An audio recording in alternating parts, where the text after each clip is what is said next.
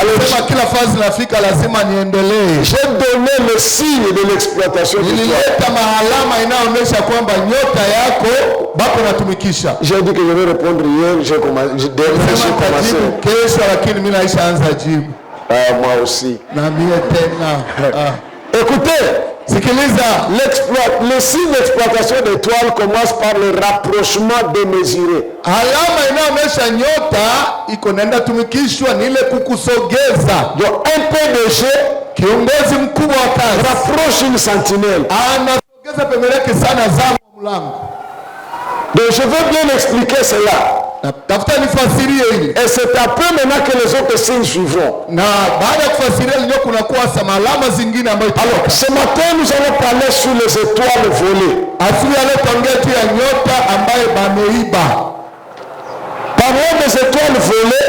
Nyota ambayo imeibwa. J'aimerais vous dire clairement que napenda niwaeleze waziwazi certaines personnes, watu wengine, pratiques occultes, kupitia matendesho ya uzingaumbe arriver à voler l'étoile de quelqu'un. Wanaweza iba nyota ya mwingine. Mais comprenez aussi ici que sikiliza hapa mzuri ya kwamba il existe des facteurs qui favorisent le vol d'étoiles. Kuko vitu ama sababu inayopatia huyu mtu nafasi ya kuiba nyota. Ce n'est pas l'étoile de n'importe qui qu'on peut voler. Haiko nyota nzuri ya mtu gani ndio ataiba. Et ce n'est pas n'importe comment qu'on peut voler l'étoile. Na haiko nzuri namna gani ndio ataiba nyota. C'est pourquoi pendant que je serai en train d'enseigner, wakati nitakuwa niko nafundisha, à un certain moment je vais parler des facteurs qui favorisent le vol d'étoiles. Wakati mwingine nitaongea juu ya vitu ambavyo vinasababisha nyota. Si tu n'es pas dans ces choses-là, kama haupatikana kwa ile, on ne saura pas voler ton étoile. Hawezi iba nyota yako. Mais si tu ouvres la porte par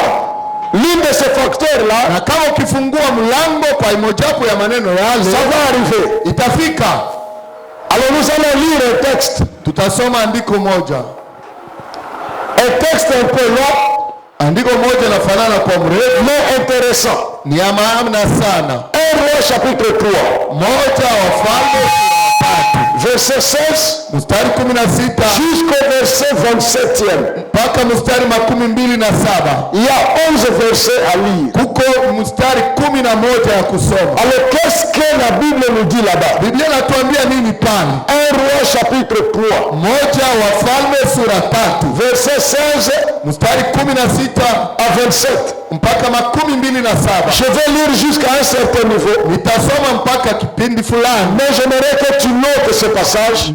Napendelea uandike hii andiko. Tu vas le lire même à la maison. Utaisoma nyumbani. Comme depuis hier nous sommes dans l'état de jeûne. Kwa kuwa tangu jana tuko kwa hali ya, j'aimerais vous dire que napenda niwaelezea toute la journée, mchana yote, à tout moment que tu as le temps de prier, kila wakati umejisikia kuwa na muda, prie selon les enseignements que nous avons kulingana na mafundisho tuko naleta hapa. Continue à prier selon les requêtes que nous avons kuombea sawa na mahitaji tumeleta hapa. C'est vraiment important. Ni ya maana sana. Tu ne peux pas être en jeûne, hauwezi kuwa kwa mafungo et passer toute la journée sans prier. Kisha upitishe mchana yote na kuomba. Ça sera une grève de faim. Ile itakuwa kushinda la njala bure. Alors toute la journée, mchana yote, reviens sur les requêtes qu'on a prononcées, qu'on a données le matin. Mahitaji ya maombi. Prends le temps de réunir à prier. Parce que cette semaine ici, nous allons dire trop c'est trop. Mon étoile doit briller. Trop c'est trop. Mon étoile doit attirer les gens qui veulent me propulser. Chacun doit taper du poing sur la table. Que l'exploitation de mon étoile s'arrête. Tout celui qui avait volé mon étoile restitue. C'est ça ce que nous faisons cette semaine. Alors 1 Roi chapitre 3 verset 16, la Bible dit. Alors deux femmes prostituées vinrent chez le roi. wakahaba walikuja kwa mfalme et se présentèrent devant lui. na wakajionyesha mbele yake. L'une des femmes dit, Mmoja wa wanawake wa wakahaba akasema, pardon mon Seigneur, samahani sana bwana wangu, moi et cette femme, mimi na huyu nous demeurions dans une même maison. tulikuwa tunakaa kwa nyumba moja, Et je suis accouché près d'elle dans la maison. na nilizala pembeni yake ndani ya nyumba. 3 jours après, Siku 3 baadaye cette femme est aussi accouchée. na yeye pia akazaa. Nous habitions ensemble. Tulikuwa naishi pamoja, Aucun étranger n'était avec nous dans la maison. kukuwa mgeni yeyote nyumbani pamoja nasi, Il n'y avait que nous deux. kulikuwa sisi wawili tu. Le fils de cette femme est mort pendant la nuit Mwana huyu mama alikufa usiku parce qu'elle s'était couchée sur lui. kwa sababu alimlalia. Elle s'est levée au milieu de la nuit. Akaamka kati ya usiku, Elle a pris mon fils à mes côtés, akabeba mtoto wangu kwa tandis que ta servante dormait. wakati mimi nilikuwa nimelala, Et elle l'a couché dans son sein. na akamlalisha kwa kifua chake, Et son fils qui était mort, na mwana wake aliyekufa elle l'a couché dans mon sein. akakuja kumlalisha kwa kifua changu. Le matin, Asubuhi je me suis levé pour allaiter mon fils. niliamka ninyonyeshe mtoto wangu, Et voici, il était mort. tazama alikuwa tayari amekufa. Je l'ai regardé attentivement. Nilimchunguza, Et voici, tazama ce n'était pas mon fils que j'avais enfanté. hakukuwa mtoto wangu niliyemzaa mimi. L'autre femme dit, Mwanamke mwingine akasema au contraire, kwa mbalimbali, c'est mon fils qui est vivant mtoto wangu ndio anaishi, et c'est ton fils qui est mort. mtoto wako ndio alimekufa. Mais la première répliqua, Kwanza akarudilia kusema, nullement, c'est akasema ton fils qui est mort. mtoto wako ndio amekufa, C'est mon fils qui est vivant. mtoto wangu ndio ameishi. C'est ainsi qu'ils parlèrent devant le roi. Hivi walibishana mmoja kwa mwingine, wakasema mbele ya mfalme. Le roi dit, Mfalme akasema, l'une dit, mmoja amesema c'est mon fils qui est vivant, mtoto wangu ndio mzima, c'est ton fils qui est mort. mtoto wako ndio amekufa. Et l'autre dit, Na mwingine amesema nullement, hivyo, c'est ton fils qui est mort, mtoto wako ndio et amekufa, c'est mon fils qui est vivant. wangu ndio ameishi. Puis le roi ajouta, Kisha mfalme akaamua, apportez-moi une épée. uletee upanga. On apporta une épée devant le roi. Upanga kwa mfalme. Et le roi dit, Mfalme akasema, coupez en deux l'enfant vivant. nikatie huyu mtoto mwenye mzima Et pale, donnez-en la moitié à l'une et à l'autre. mupe kila moja kipande ya mtoto.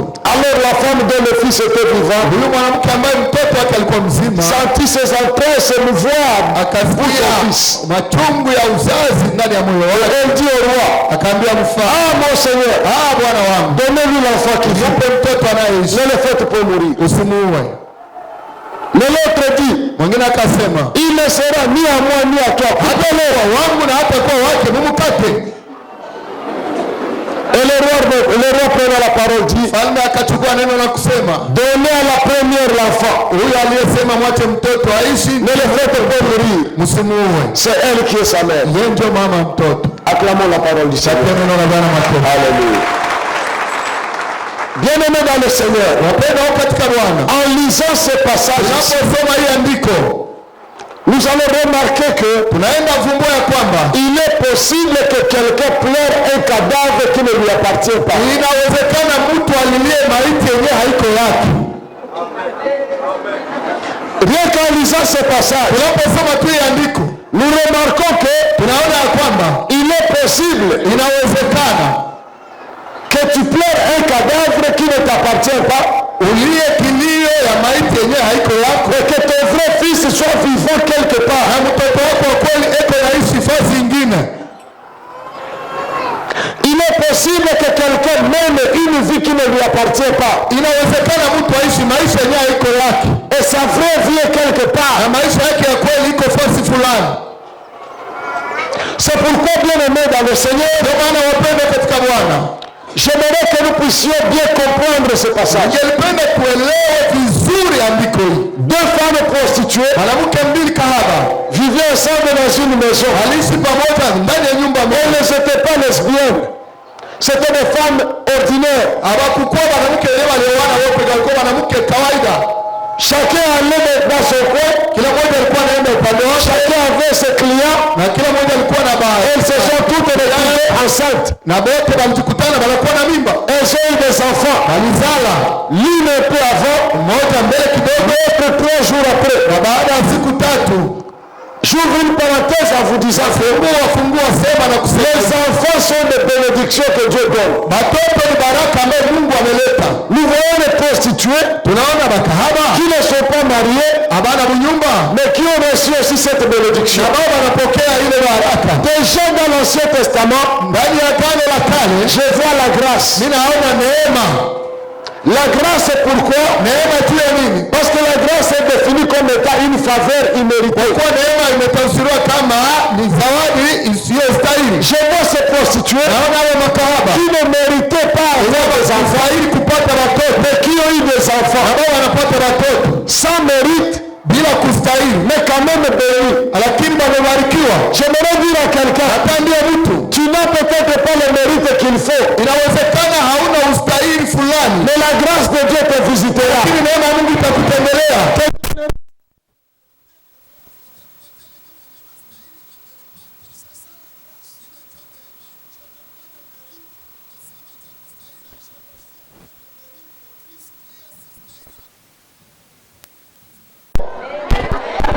Beauté, wanasemaka beauté hauna. La beauté qu'on a toujours chanté, la beauté tu ne l'as pas. Na wewe peke sio unajiangaliaka kukio conscient que toi-même peke tu. En tout cas, avec cette phase ici. Mais j'aimerais vous dire que la grâce est venue pour des personnes comme ça.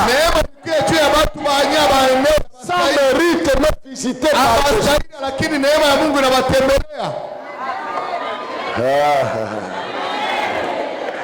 sans le diplôme exigé, Dieu peut te donner ce travail. Parce que la grâce nous prend très loin et nous faufile. Là où on n'avait pas le droit d'arriver, la grâce nous arrive. C'est pourquoi chaque fois je loue Jésus. Je lui dis Seigneur, merci pour ta grâce. Ni t'était ta grâce, moi fils de Saloum, est-ce que je pouvais me tenir debout devant des gens comme ça?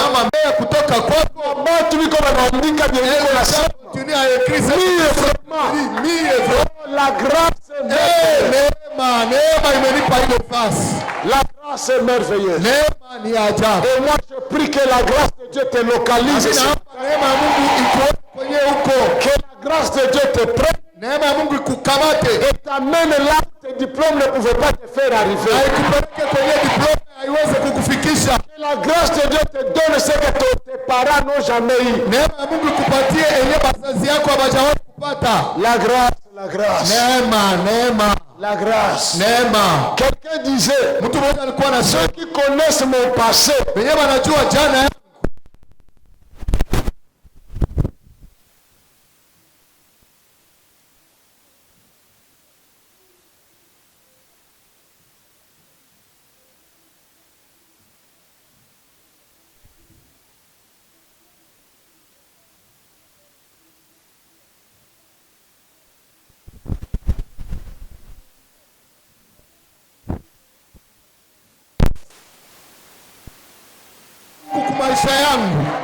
oh mon Dieu, oh Mungu wangu, ces deux prostituées n'étaient pas mariées, mais elles ont eu quand même des enfants. Mais le problème maintenant c'est au niveau de la gestion. Parce que j'ai toujours compris que la grâce peut ouvrir une porte et ton comportement vient fermer cette porte. Il y a plusieurs personnes comme ça pour qui la grâce a ouvert de grandes portes. Mais tabia yake tabia inamtupa tena nje, anarudia tena kwao na mizigo. Alipata neema ya kuolewa. La grâce lui a donné le mariage. Neema ilimpatia unyumba. Mais kufika kule sasa, arrivé là-bas au ménage, kitusi yenyewe chambaka bwana manake haikuwaki. C'est que moi jamais juré au mari, ça n'existe pas comme un jure. Anarudia kwao tena na mavalizi. Il rentre chez lui avec ses valises. Que Dieu nous aide bien. Mungu atusaidie. La Bible dit, Biblia inasema ils ont eu des enfants. walipata neema ya kuzala, Une nuit lakini usiku moja a changé les choses. ikabadilisha maneno. Une seule nuit Usiku moja tu a changé les choses. ikabadilisha mambo. L'une de ces femmes-là Mmoja katikati yao s'est couchée sur son enfant. akalalia mtoto wake. Nile mabusingizi ile tunasema tunaitaka mabusingizi ya kishenzi. Usingizi ya kipopopo. Mtu analala ni kutupa mkono kule tupa. Parfois se retrouve par terre. Alilala kichwa inaelekea huku, anakia lamuka kichwa inakuwa kumiguu. Mabusingizi ya ovyo ovyo. Sommeil désordonné. Munalala naye Tu dors avec lui. unalamuka asubuhi hapa kuna Tu vita. te réveilles avec des dorés par Kumbe ni kundi alikupiga. Mumusida fait des coudes. Sasa mbaya sasa. La mauvaise chose maintenant. Ulale na mtu mwenye anapendaka kabumbu, football. Tu dors avec un footballeur. Wale manoto tu yake atakia lota biko mu match. Et dans ce sens-là, il sera dans le match. Ndio wanapiga kabumbu retrait. Yeye sasa anaruka na garicha pa. Kumbe ni mumbavu yako. Mabusingizi moya ya ovyo. Un sommeil désordonné, no sens. Cette maman dormait comme ça. Mama alikuwa na usingizi ya ovyo. Et dans ce sommeil-là désordonné, Usingizi wake kuhangaika. elle s'est couchée sur son enfant. Akakuta isalalia mtoto Sans le savoir. bila kujua. Elle continue à dormir. Anaendelea kulala. La nuit maintenant, Usiku sasa elle sent comme quelque chose sous son dos. anasikia sasa vile nyesha kwa kumgongo. Et en voulant un peu voir l'enfant est où, Utaangalia mtoto yuko wapi? l'enfant n'est pas sur le lit. Mtoto haiko mkitanda. C'est par après qu'elle va se rendre compte. Mtoto anakia kukumbuka anasema, C'est sur l'enfant qu'elle dort.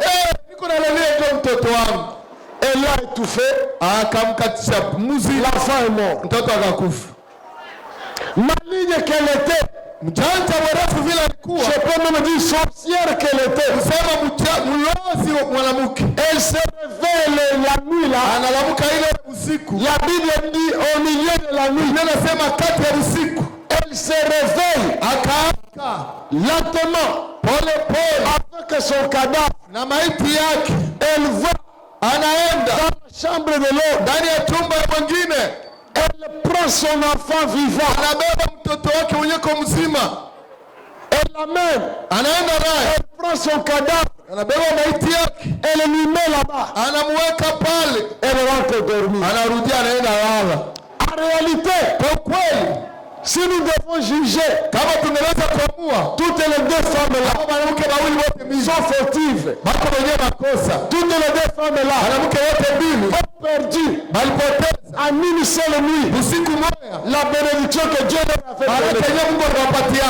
L'une a perdu par son comportement. Alipoteza kwa ajili ya tabia yake, L'autre a perdu par sa distraction. kwa mwingine alipoteza kwa ajili ya kujitosheleza. Si l'autre a volé, Kama mwingine aliiba, mais toi aussi maman, na wewe pia mama, c'est quel sommeil jusqu'à ce qu'on vient t'enlever l'enfant vivant. ni busingizi namna gani bakuye bakubebe mtoto mwenyeko naishi. Les deux ont perdu. Bote mbili walipoteza. La première par son comportement, Mmoja alipoteza juu ya tabia, la deuxième par sa distraction. mwingine alipoteza juu ya kuzubaa.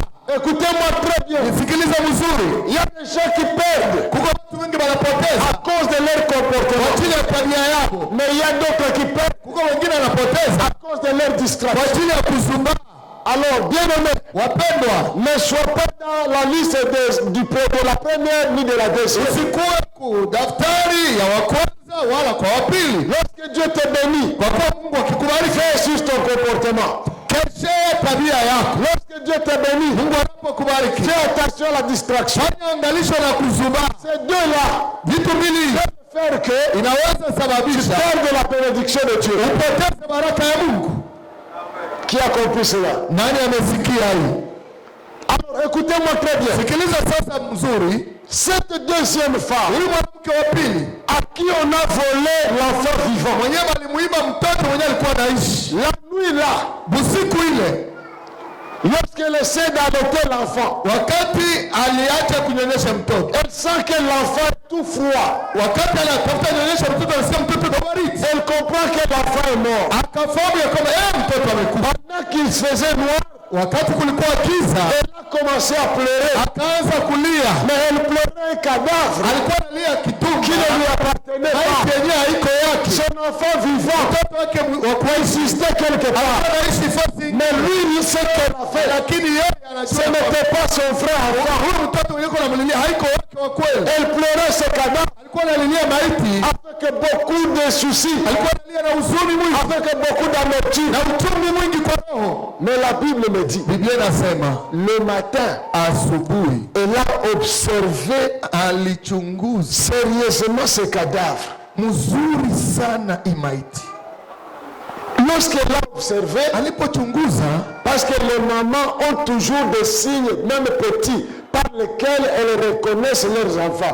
kwa mama ni bachunguzi kukamata tumahalama tudogo ya kujua sema huyu mtoto ni wangu. Même si on met son bébé Hata wakitia bebe au milieu de 1000 bébés du même âge, katikati ya watoto wengine 1000 wa ile à la maternité, ku maternité, la vraie mère, mama wa kweli elle a toujours des petits signes anakuwa tuna mahalama kidogo pouvant l'aider à reconnaître son inaweza enfant. kumsaidia kujua ya kwamba huyu ni mtoto wangu. Et cette femme-là Na huyu mwanamke pia observait attentivement alichunguza asubuhi le cadavre là. maiti ile, Il regarde les yeux, les angalia mains, macho, il regarde les doigts, anaangalia vidole, les ongles. angalia makucha, Elle a reconnu. akatambua. Elle a dit que non, non, non. Sema hapana, Ça, ce n'est pas le bébé. huyu haiko de bebe Jacob. wangu, Ce n'est pas lui. haiko yeye. Ce matin, Asubuhi ya leo j'aimerais que quelqu'un observe attentivement la vie humaine. mtu mmoja atazame vizuri maisha yake,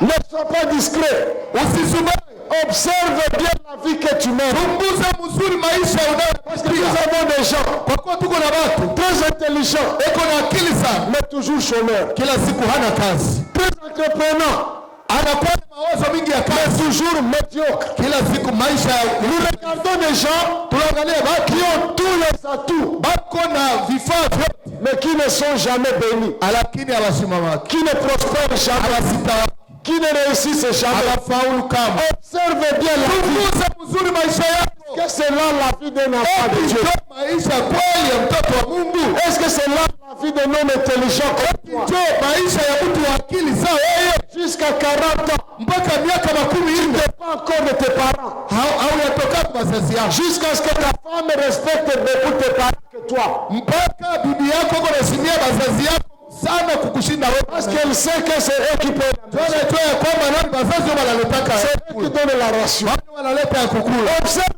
bien la vie que tu as. Chunguza mzuri maisha unayopitia. Je vais vous dire la vérité. Naambia kweli, Rien ne changera hakuna kitu si kitabadilika tu ne te révoltes pas contre cette situation-là. kama wewe peke utomboke kinyume ya mambo unayopitia. Rien ne changera Hakuna kitu si kitabadilika tu continues à croire que kama unaendelea kuamini ya c'est kwamba ça la vie que tu dois. hii tu ndio maisha yenyewe Mungu alinipangia. Si tu ne tapes pas du poing sur la table, Upige ngumi juu ya meza tu ukisirika, continueras à pleurer ce cadavre-là. endelea kulilia maiti ile, Pourtant, il ne t'appartient pas. kwa ile maiti ni ya wengine. Bien-aimé dans le Seigneur, Wapendwa katika Bwana, cette femme a regardé huyu mwanamke alitazama le matin. asubuhi, Elle a observé attentivement. chunguza vizuri, Parce que la nuit, kwa kuwa usiku tout est sombre. vitu yote iko giza, Tout est noir. vitu yote iko giza, Tu ne sais pas voir. hautaona Tu ne mzuri, sais pas observer. haujua kuchunguza. Mais lorsque le jour vient, Wakati mchana umekuja, le jour c'est la parole. mchana ni neno la Mungu, La lumière c'est la parole. nuru ni neno la Mungu. Lorsque la parole de Dieu vient, Wakati neno la Mungu linakuja, elle vient t'éclairer. inakia kukuangazia, Elle vient t'ouvrir les yeux. inakia kufungua macho, Elle vient faire ta kwa macho yako. Alors lorsque le jour vient, Na mchana inakuja, toi observe maintenant wewe chunguza sasa kisi mchana par unakuja rapport à la parole de Dieu. kulingana na neno ya Mungu. Est-ce que c'est ça l'enfant que moi je devais avoir? Eti hii huyu ndio mtoto wewe mpasa pata. Lorsqu'elle a observé, Alipochunguza elle a fait un constat. akachunguza na akaona, Le cadavre pour lequel elle a perdu les larmes la nuit anasema maiti yenyewe inapotezea wingi ya machozi usiku n'était pas son fils. Kumbe huyu mtoto mwenye alikufa haiko mtoto. Elle a observé à côté. Akaangalia pembeni. Elle a remarqué l'oreille de son fils.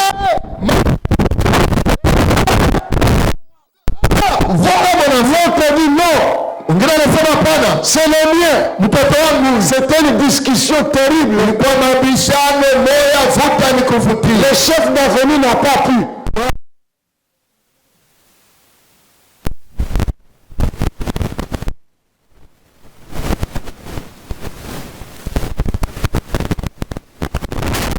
Kaenda mpaka ku présidence pour que les choses soient claires. Ili mambo ikuwe wazi. Et pendant qu'ils allaient à la présidence, walipoenda ku présidence, ils étaient à deux. Walikuwa wawili. Je vais chercher deux mamans qui sont mes étudiantes. Napenda mama wawili wanafunzi wa BCI. Mama wawili. Tuanze na huyu na mwingine yuko hapa. Kuya na wewe mama Noela. Je ne donne qu'une illustration. Naleta tu mfano. Ces deux femmes partaient à la présidence. Abo wanawake mbili walikuwa naenda kwa présidence. Kwa tafuta watoto sasa wa kuwapatia hapa. Déjà je maintenant deux enfants. Wewe kamata huyu. Hakuna mwingine. C'est ça que là. Voilà. Wewe na wewe kamata huyu.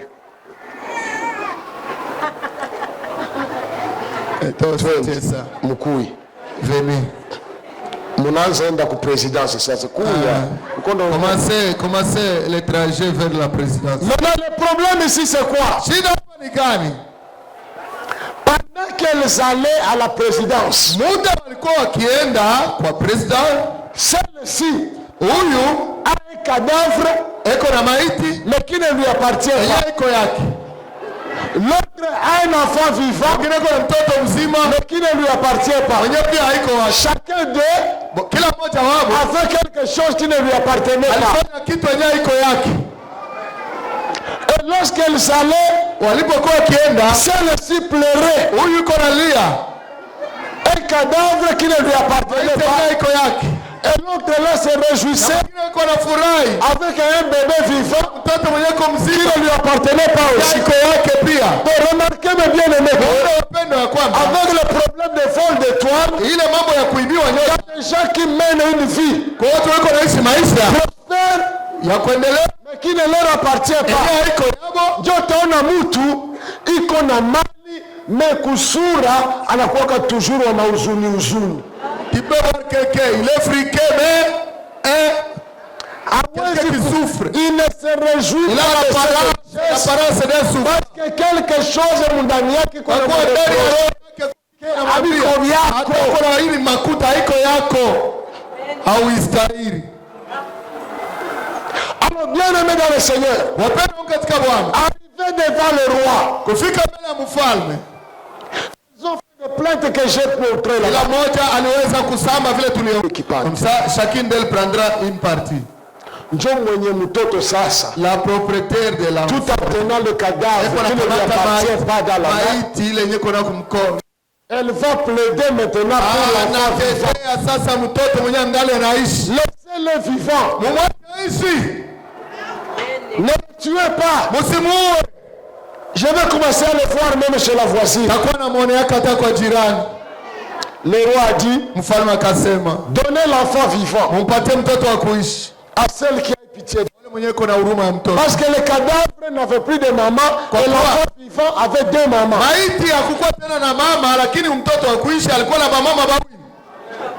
Alors, pour recevoir l'enfant vivant, elle devait retourner le cadavre à son propriétaire.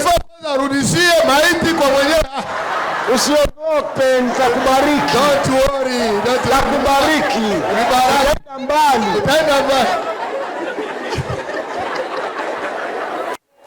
J'aimerais dire à quelqu'un ce matin, pour récupérer ta vraie vie, nous allons faire l'opération, retourner le cadavre à son propriétaire. Les cadavres partir chez leur propriétaire. La médiocrité. Il est ma diabète et amoureuse.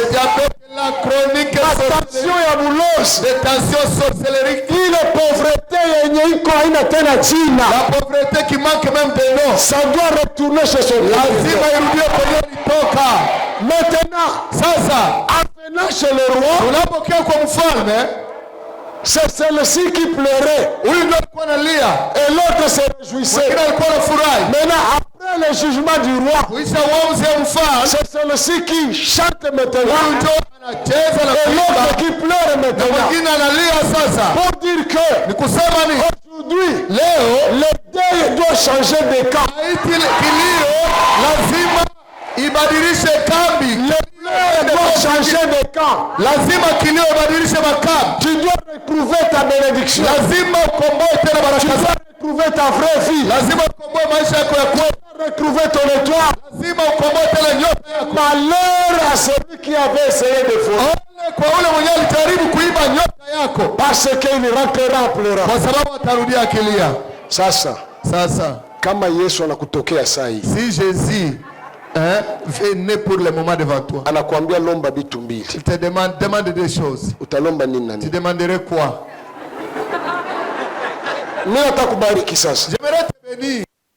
Vitu mbili changu wa kiroho nisikubalaki niendelee kutumikia Mungu. Maisha yako ya kiroho sifuga mbele, utumikie Mungu. L'évolution en continu de la vie spirituelle. Prosperite mkazi yangu. Unalomba prosperité mkazi yako. Deuxièmement, il demande la prospérité dans son travail. Turasire hapa, est-ce que la prospérité ikikuya hautakimbia kanisa? Rassure-nous, si tu es prospère, tu ne fuiras pas l'église. Utaendelea kuomba tu. Tu continueras à prier. Usichange. Ne change pas. Fais mikono hivi. Présente tes mains à Dieu. Ah, on a déposé na cadavre. Elle dépose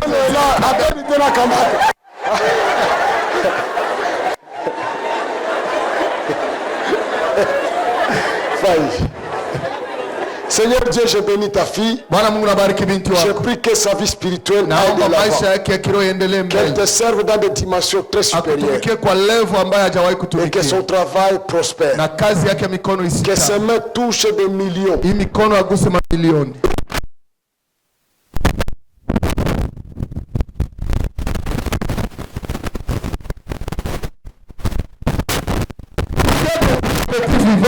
Que Dieu te fasse récupérer tout ce que tu as perdu. Mungu akusaidie ukomboe yote yenye ulipotea. Au nom de Jésus. Kwa jina la Yesu. Alors, mes bien-aimés dans le Seigneur, Wapende katika Bwana. j'aimerais que ces choses soient comprises dans le spirituel. Napenda hii maneno tuielewe kiroho. Le cadavre doit retourner chez son propriétaire. Lazima maiti arudie kwenye alitokaka. Cette vie de médiocrité Ile maisha ya udhaifu ya ne maisha ne te plaît pas dans la vie de désordre, dans la vie de pauvreté. ile maisha ile haiko maisha ya mzuri ambayo unaweza endelea kuishi ile Ne te maisha. plaît pas dans la vie de médiocrité. Usifurahi ile maisha ya ukosefu ya Tu maisha. dois te révolter contre la médiocrité. Lazima utobokee ile maisha mbaya. Tu dois refuser le cadavre. Lazima ukatale maiti. Tu dois réclamer la vraie vie de l'enfant de Lazima Dieu. uombe maisha ya kweli ya mtoto wa Mungu. La vraie vie d'un intellectuel comme Maisha toi. ya kweli ya mwenye alisoma. La vraie vie d'un homme, d'une femme intelligente. Maisha ya mzuri inayofaa ya mtu mwenye akili. La vraie vie d'un entrepreneur comme toi. Maisha inayofaa kwa mwenye akili ya La vraie vie d'un avocat comme toi. maisha ya kweli ya mtetezi. Tu dois réclamer la vraie vie. Lazima ulombe maisha ya kweli. Retourner le cadavre à son Na propriétaire. maiti uirudishie mwenyewe hayo. Alléluia. Amen. Alors rapidement avant que je ne prie, Mbele sijaomba. je donne quelques facteurs qui favorisent le vol de toi. Tunaenda onyesha vitu mbalimbali ambayo inasababisha nyota baide. Premièrement, Moja, la distraction. kuzubaa. Et quand je parle de la distraction, Napoongea tu kuzubaa, je vois le sommet de cette deuxième femme naona usingizi ya yule mwanamke wa pili qui avait son enfant vivant, yeye alikuwa na bebe wake mzima, mais à cause d'un sommeil profond, juu ya usingizi ya undani on lui a volé l'enfant vivant. amemuiba mtoto mzima. Nous connaissons les mamans. Tunajua ba mama Lorsqu'elle a un bébé, wakati iko na bebe elle ne sommeille pas, elle ne dort pas profondément. analake sana, alikuwa tu anafanya Bébé akitingizika tu kadogo aisha la bebe tu akichingizia kidogo alishashituka. Mais celle-ci, Lakini huyu ce n'était pas une parabole. haikukuwa fumbo, Une femme réelle. mwanamke kweli. On lui enlève l'enfant vivant. Wanamuiba mtoto mzima. Kuliziba. Wanamubeba. On ne se rend pas compte. Hajue hata. C'est la distraction. Kuzuba. Et il y a différentes formes de distraction aujourd'hui. Na kuna kuzuba utofauti leo. Qui font que inayosababisha hili. Plonger dans la distraction. Unapoingia ndani ya kuzuba. Les sorciers, les occultistes prennent le dessus sur toi. Anakia kukutawala na kukushambulia. C'est pourquoi je disais que ce n'est pas l'étoile de tout le monde qu'on peut voler. L'étoile de quelqu'un qui est éveillé, on ne vole pas. Mais si tu laisses la distraction la place, on va te voler. Et cette distraction se manifeste de plusieurs manières. Le manque de prière. Le manque de prière. Lorsque tu es une femme, un homme de prière, c'est le feu qui s'allume. L'ennemi ne peut pas venir voler. Mais lorsque tu es négligente, tu es négligent, le temps de prier tu n'as pas. Même prière à 2 minutes, c'est un problème. Même prier seulement 2 minutes, non, impossible. Tu manges même sans prier. Voilà le degré de la négligence. Tu manges sans prier. Donc, si tu décides de prier, on a fait prière, on est déjà en position. La prière, la main est déjà sur la bouffe aussi. Les repas. Oh, bariki chakula kwa jina la Yesu. Kulala tusiseme. Avant de dormir, on n'en parle pas. Tu dors sans prier. Tu dors. Na ukisema utaomba. Na ukidécider que je vais. Tu as toujours commencé la prière. Ukianza maombi. Mais tu ne l'as jamais terminé. Hauyamalizaka. Parce que uko naomba déjà nous tunajifunika mpaka hapa hivi. Baba, katika jina la Yesu. Na jamais dit amen. Ni sawa kulamuka kwenda ku toilette, njoo kwenda unasema na ni asubuhi njoo takia sema amen. C'est le matin que tu diras maintenant amen de la prière avant de dormir. Baki kuambia tuombe na kwa sababu nakutukana. C'est comme si on te faisait c'est comme si on t'a insulté ou unashirika. Avec une telle distraction, les sorciers te prendront comme son jouet. Les occultistes joueront avec ton intelligence.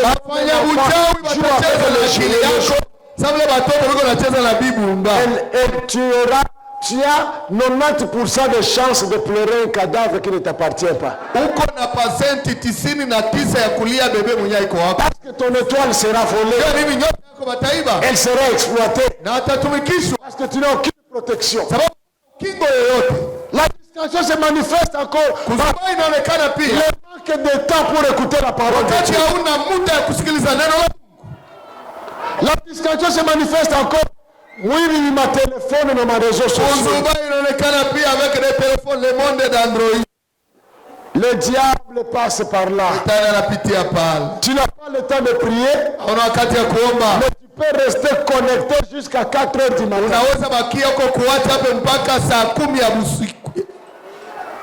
Kisha sasa. Après, on a maenda shetani berger. Regarde comment est-ce que les gens anaenda tutilia ma forfait, aseme forfait hii ni ya de 0h jusqu'à 5h. Il nous met des forfaits. Ule mwenye anatia ile forfait anakutakia ni est-ce que free de 0h à 6h du matin. Est-ce que mtu yuko na bwema kwako juu uombe ama? Et ça abrutit plusieurs jeunes. Na ile inabeba vijana wengi. Abalalake tena. Il ne donne plus. Ma 8h unaona jeune macho rouge iko à 8h du matin un jeune avec les yeux. Il n'a pas dormi. Hakulala. La distraction. Distraction kuzuba. Il y a des gens qui chattent partout. Comment on a chaté face yote. Même dans l'église ici. Atendeni ya kanisa hapa. Iko na chaté. Kwa chaté na rafiki yake. L'église mukanisa humu iko na chaté. iko connecté kwa na chat. mwenye sasa shetani alitumikishaka sana ni ule mwenye alipataka akili ya kutia Biblia mu telefone. Celui qui avait beaucoup plus mal fait, celui qui a mis Ule ndio shetani alitumikisha sana. Parce que mbele tulikuwa na baweza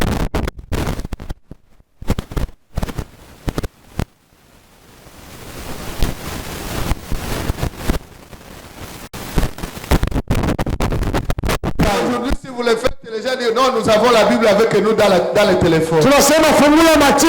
Alors, ouvre Matthieu. Réellement wafungula Matthieu. Kwa ukweli unafungula Matthieu. Na unasoma Matthieu. Et tu lis Matthieu. Mais gisi kilole ta teremkia comme c'est touch, quand le doigt va aller là-bas, hatutayu.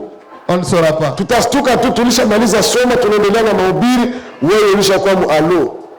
On sera surpris. Comment la prédication est finie, mais toi tu es là. Ushaanza ma vidéo, ma photo. Option vidéo. Que Dieu nous sauve. Option photo. Qui nous délivre de cette distraction. Dans le Seigneur. La distraction favorise le vol de Dieu. Ma maman n'est pas sa bonne ma télévision. D'autres mamans sont des télévisions. Novelas. A+. Nollywood. Na mabyakule kuna lungula. Akisha ikalia TV inakuwa sengende neno vitaisha ye. La maman devant la série. Nione kama batamuona au batamuona. Est-ce qu'on va le tuer ou comment? Je dois voir d'abord. Le papa aussi le sport. Papa ça, michezo mbalimbali. Akisha ikalia Ligue des Champions. Papa là, Ligue des Champions. Unaona pale kwa nikale bana tigiza miguu. Ati wewe papa. Merci. Mais vous allez remarquer que mtaona kwamba ule mwenye amekalia match ya 90 minutes mais il ne peut pas prier 5 minutes. Il peut 90 minutes pour regarder le match, mais il ne peut pas faire 5 minutes comme maombi. Il s'assoit pour suivre une série. À la fin de la série, de 1 heure de temps. Il y a ça mzima. Mais il ne peut pas lire. Pour prier pendant 10 minutes. Ukimwambia asome neno la Mungu aombe dakika 10 hakuna. Deuxième facteur qui favorise le vol de toi. Kitu ya pili inasaidia Bible nyota. C'est le manque de profondeur. Ni kukosa undani maisha ya uketo. Quelqu'un superficiel. Mtu kwa yulu. Même dans la prière. Hata maombi. Même dans la parole. Hata kusoma neno. Il est superficiel. Oh, ijapokuwa la bénédiction se trouve dans la profondeur. Baraka ya Mungu inapatikana ndani ya undani. Troisième facteur de vol de toi. La vie de péché. Maisha ya zambi. La vie de péché n'est pas seulement une porte, mais c'est un portail. Maisha ya zambi haiko tu mulango ya zambi, lakini ni mulango kabambi. L'autre facteur qui favorise le vol de toi, c'est la lourdeur à saisir les opportunités. Il y a des opportunités qui viennent devant nous, mais tu vois quelqu'un lourd pour saisir cette opportunité. Et quand ça passe, ça devient trop tard. Alors bien aimé dans le Seigneur, j'encourage beaucoup ceux qui ont pris la décision de prendre le livre. Ninatia moyo sana wale walioamua kukamata vitabu. Que Dieu vous bénisse. Mungu awabariki. Mais le cinquième facteur, kitu ya tano, tu dois bien le regarder. Utaitazama vizuri. Ce sont les mauvaises compagnies. Inakuwa marafiki babaya. Il y a d'autres amis qui ne viennent pas parce qu'ils t'aiment. Mais ils viennent te mettre dans des conditions de distraction pour que tu perdes. Qu'on te vole. Alléluia. Amen. Alors nous devons faire très attention. Ce n'est pas tout celui qui te dit je t'aime qui t'aime réellement. Ce n'est pas tout celui qui te donne un cadeau qui soit réellement un cadeau. Que Dieu ouvre nos yeux afin de comprendre les réalités des vols d'étoiles. Mais la vérité est celle-ci. La vérité est celle-ci. Tu peux pleurer un cadavre qui ne t'appartient pas. Tu peux mener une vie qui ne t'appartient pas. Par ces moyens que j'ai mentionnés ici, quelqu'un peut te trouver dans le péché. Ça nous donne les moyens d'entrer et de jouer avec ta vie. Et là, tu ne blâmes pas Dieu.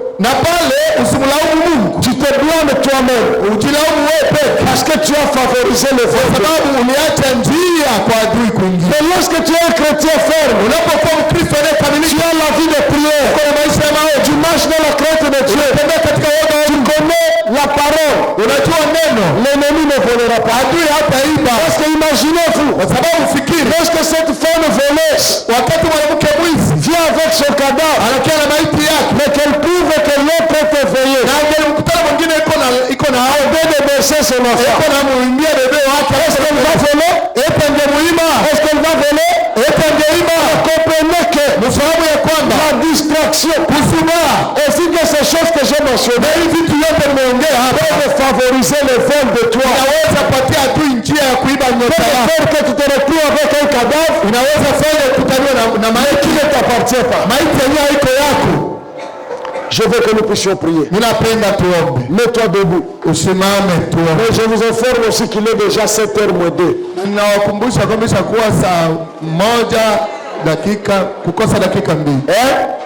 Ah, 8h moins 2. Alors, s'il y a quelqu'un qui a quelque chose de très important à faire, qui me passe sur le toit, il peut partir. Parce que nous voulons prier pendant 5 minutes.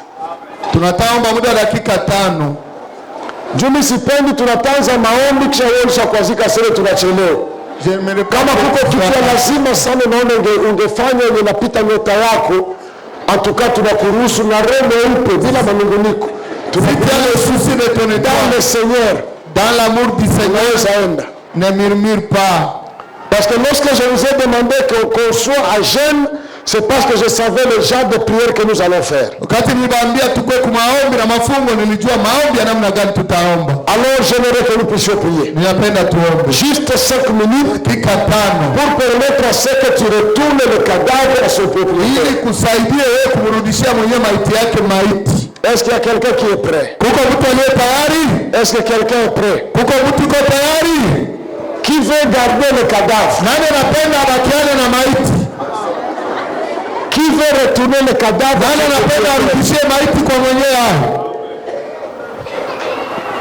Je vais te dire ce qui va arriver. Certaines délivrances provoquent les accidents. Certaines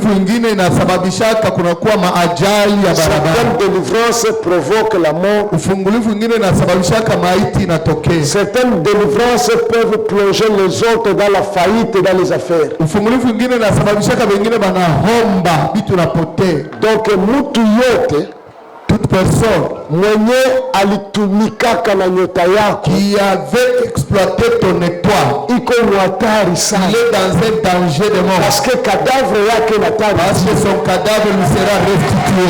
Et lorsque le cadavre retourne, na wakati maiti inakuwa restitué kwa Mungu, ça peut provoquer la perte dans les affaires. Inaweza sababisha anahomba kibiashara. Ça peut provoquer d'autres choses.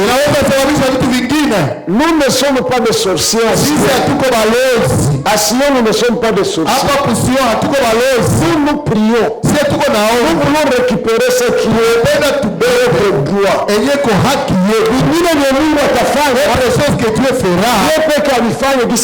souverain qu'il accomplisse tel qu'il le veut.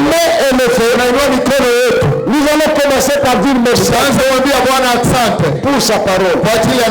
Nous commençons par dire merci à Dieu parce qu'il a permis que nous puissions écouter ces choses. Élève ta voix. Commence d'abord par dire merci à Dieu. Avant que je ne commence, prions au nom de Jésus. Papa, merci. Papa, merci.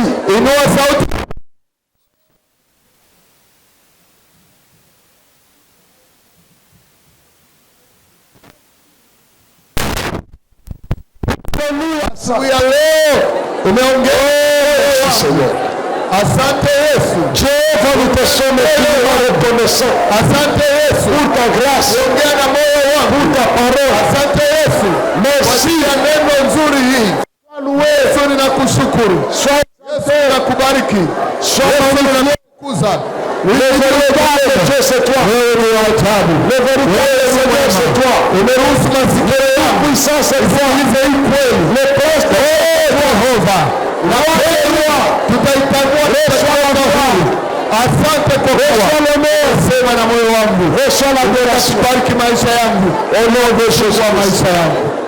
Kwa jina la reste dans l'attitude de prière. Bakia katika hatua ya maombi. La première requête hitaji ya kwanza que nous allons faire maintenant, ambayo tutafanya sasa, nous allons faire la prière, tutafanya maombi pour récupérer tout ce que nous avait volé. Juu ya kukomboa kunyang'anya yote yenye balituibaka. La prière pour récupérer ton étoile. Maombi juu ya kukomboa kunyang'anya nyota yako. Bien-aimé, fais la prière de la foi. Maombi mpendo, fanya maombi ya imani. Dieu est ici. Mungu iko hapa et il t'écoute na anakusikiliza. Récupère ton étoile. Komboa, beba nyota yako. Quelle que soit la personne qui l'avait volé. Ijapokuwa mtu gani mwenye aliiba. Ça peut être tes parents. Inaweza kuwa wazazi. Ça peut être ton mari. Inaweza kuwa bibi au bwana yako. Ça peut être ton chef ou ton inaweza kuwa kiongozi wako ama shefu. Quelle que soit la personne qui l'avait volé. Ijapokuwa ni mtu gani mwenye aliiba. Arrache ton étoile. Nyang'anya nyota yako. Récupère ton étoile. Beba nyota yako. Ainsi que toutes ces bénédictions. Na baraka zote.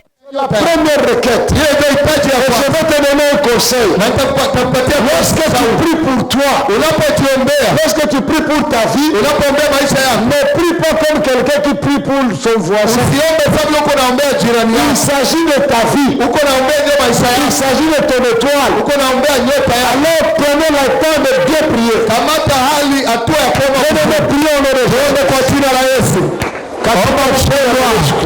Nyang'anya, je viens me revoir. Toi là,